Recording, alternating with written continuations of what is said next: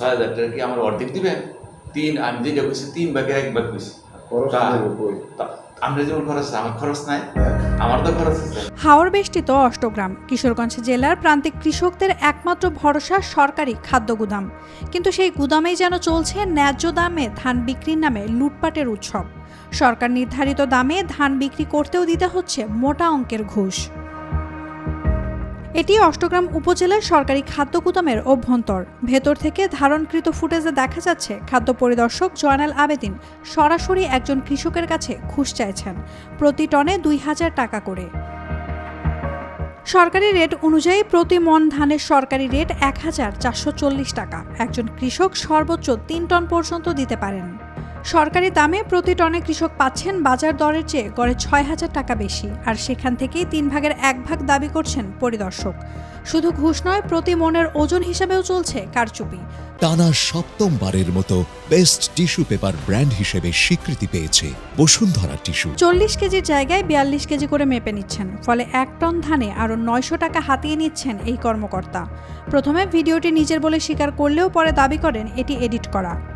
এই ভিডিও সম্পর্কে আমি জানি না, এটা আমি বলতে পারবো না। কে করছে, কিভাবে করছে তা আমি জানি না।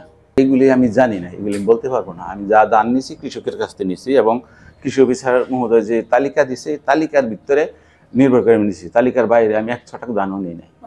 এ ব্যাপারে আমার কোনো অভিজ্ঞতাই নেই, আমি তো এই ব্যাপারে আমি জানি না। আমার এখানে আমি মাইক সার্ভিস করে দিছি, কৃষকরা বলছি দান নিয়ে আসতে। প্রতি কেজির দাম হইল 36 টাকা, প্রতি 40 কেজির মনের দাম হইল 1440 টাকা। হ্যাঁ, একজন কৃষক সর্বোচ্চ 3 টন দান দিতে পারবেন, সর্বনিম্ন 3 বস্তা দান দিতে পারবেন। আমি এইগুলি প্রচার করছি।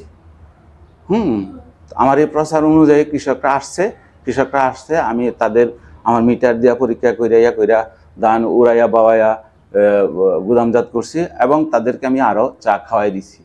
তাদের কাছে আমার এই ধরনের কোনো কিছু বলার নাই। না, আমার কোনো বস্তার মধ্যে 42 কেজি ধান নাই। আমি 41 কেজি নিছি। কেন নিছি? যে আমার ধানটা যে ফুকে খাইলে আমি যে মিলারে বুঝাই দিতে গেলে আমার তখন ওজনটা যে থাকে না, এই জন্য যাতে আমার কোনো লাইবিলিটি না আসে। আমি চাকরি করে লাইবিলিটি দেম করতে, কৃষকের ধান নিয়ে কি আমি মিলারের লাইবিলিটি দিয়ে আমি ধান দিতে পারো? আর গুদামের প্রহরী শাহ আলম লুঙ্গি পরে অফিস করছেন, অথচ কাগজ তৈরি বাবদ তিনি নিচ্ছেন 270 টাকা করে প্রতি টনে। সাংবাদিক প্রশ্ন করতেই চটে গিয়ে মোবাইল কেড়ে নেওয়ার দৃশ্য ধরা পড়ে ক্যামেরায়। আমি আপনাকে গেটে ঢোকার জন্য আমার পারমিশন নিয়ে কেন বাইরে যান? আপনার ঊর্ধ্বতন বলি নাই? আপনার ঊর্ধ্বতন কাজের সাথে কথা বলি নাই? ঊর্ধ্বতনের সাথে কথা বলতে আমাকে তো জিজ্ঞাসা করবেন আগে। আপনি কথা না বললে বলবেন যে মুখে কথা বলতাম না। আপনি বলবেন যে আমি কথা শুনুন। এগুলো বাইরে সব ফেলে তুমি ভাঙেন। করতেছে এই আমার সাথে কথা বলেন আগে। আপনি তো কথাই বলতেছিলাম। আগে কথা বলেন, মিসবিহেভ করতেছেন। আগে অনুমতি নেবেন।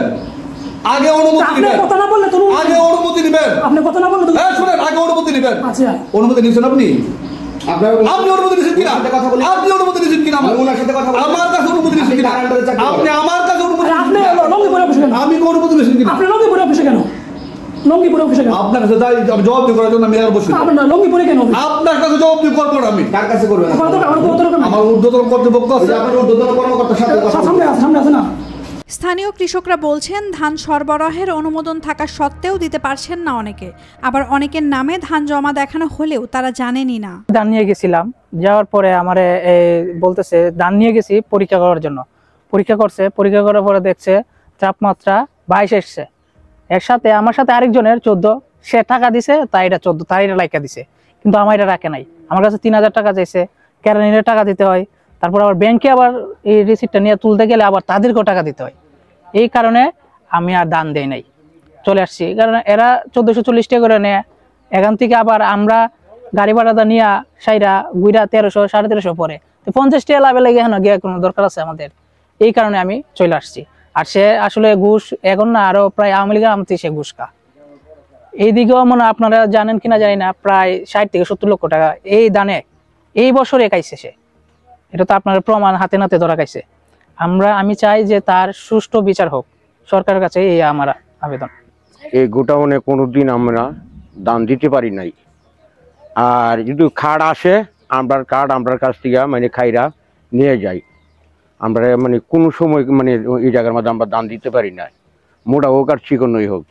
কিন্তু সরকারের রেট দেয়, এবারও রেট দিছে এই 40 টাকা, কিন্তু আমরা ধান দিতে পারি না।